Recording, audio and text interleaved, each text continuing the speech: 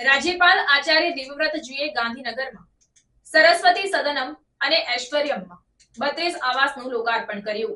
રાજ્યપાલ આચાર્ય દેવવ્રતજીએ ગાંધીનગરમાં રાજભવનના કર્મચારીઓ તથા અધિકારીઓ માટેના આવાસીય પરિસરમાં સરસ્વતી સદનમ અને ઐશ્વર્યમમાં 32 આવાસોનું લોકાર્પણ કર્યું હતું।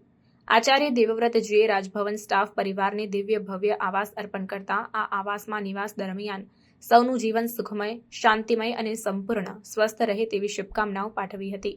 આચાર્ય દેવવ્રતજીએ રાજભવન પરિવારના સૌ સભ્યો અને તેમના પરિવારજનોને સોંપીને એક પરિવારની જેમ રહેવા, આવાસીય પરિસરમાં સ્વચ્છતા જાળવવા અને બાળકોના વિકાસ માટે સારું શિક્ષણ અને સંસ્કારી વાતાવરણ આપવાનો અનુરોધ કર્યો હતો। તેમણે કહ્યું હતું કે રાજભવન આવાસીય પરિસરની સ્વચ્છતા અને સુંદરતા જાળવવાની જવાબદારી અહીં વસતા પરિવારોની છે।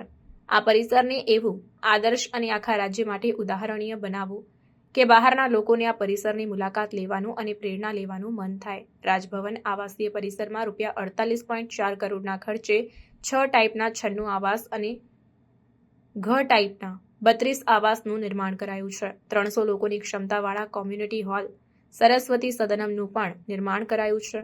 આ પરિસરમાં અદ્યતન દવાખાનું પણ કાર્યરત છે। રાજ્યપાલ આચાર્ય દેવવ્રતજીએ જર્જરિત થઈ ગયેલા સ્ટાફ ક્વાર્ટર્સના પુનઃનિર્માણ કાર્યનું વર્ષ 2022માં ભૂમિપૂજન કર્યું હતું। તેમણે અંગત રસ લઈને કામની ઝડપ અને કામની ગુણવત્તા બંને માટે વિશેષ કાળજી લીધી હતી। વર્ષ 2023માં 17મી સપ્ટેમ્બરે પ્રથમ તબક્કાના કામનું સમાપન થતાં કર્મચારીઓને નવા આવાસો મળ્યા હતા। હવે બીજા તબક્કામાં 32 આવાસનું નિર્માણ અને લોકાર્પણ કરાયું છે।